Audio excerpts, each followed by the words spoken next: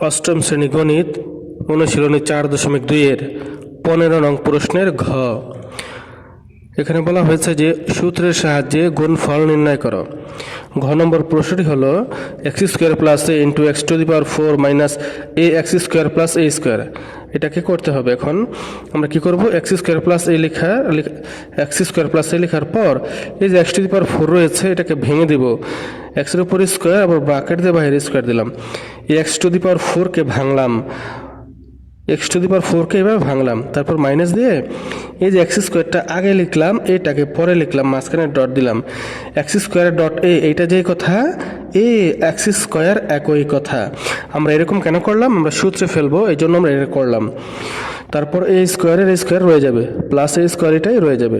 এখন বন্ধুরা এই লাইনটা কিসের মধ্যে দেখা যাচ্ছে, একটি সূত্রের উত্তর অবস্থা দেখা যাচ্ছে। আমরা সূত্রটি দেখি, এ কিউব প্লাস বি কিউব সমান এ plus B into A square minus A B plus B square.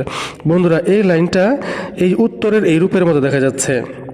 সূত্রের মধ্যে এ আর এই অঙ্কের মধ্যে এ এক্স স্কোয়ার রয়েছে, সূত্রের মধ্যে বি, এই অঙ্কের মধ্যে এ রয়েছে, অর্থাৎ এতটুকু চেঞ্জ আর বাকিগুলো এক। তাহলে এই লাইনটা হচ্ছে একটি উত্তরের রূপ, উত্তর অবস্থায় রয়েছে। তো সূত্রের মধ্যে এ স্কোয়ার আর অঙ্কের মধ্যে এক্স স্কোয়ার হোল স্কোয়ার।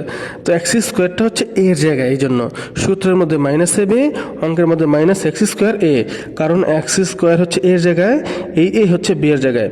সূত্রের মধ্যে হচ্ছে প্লাস বি স্কোয়ার, তাহলে আর এই অঙ্কের মধ্যে হবে এ স্কোয়ার, কারণ বি এর জায়গায় এ রয়েছে। তাহলে এই লাইনটি হচ্ছে একটি উত্তরের রূপ।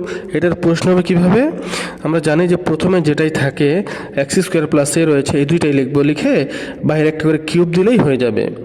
তাহলে কিউব দিলেই এটা প্রশ্ন হয়ে গেল, এই উত্তরের প্রশ্ন হয়ে গেল এটা। এখন আমরা আরেকটি লাইন করব, এই পাওয়ারটা গুণ করে দেবো, 3 দুগুণে 6 x to the power 6 plus দিয়ে এ কিউব। এটাই হচ্ছে অ্যান্সার। ঘ নম্বরের অ্যান্সার হচ্ছে এটা, x to the power 6 plus A two the power 3।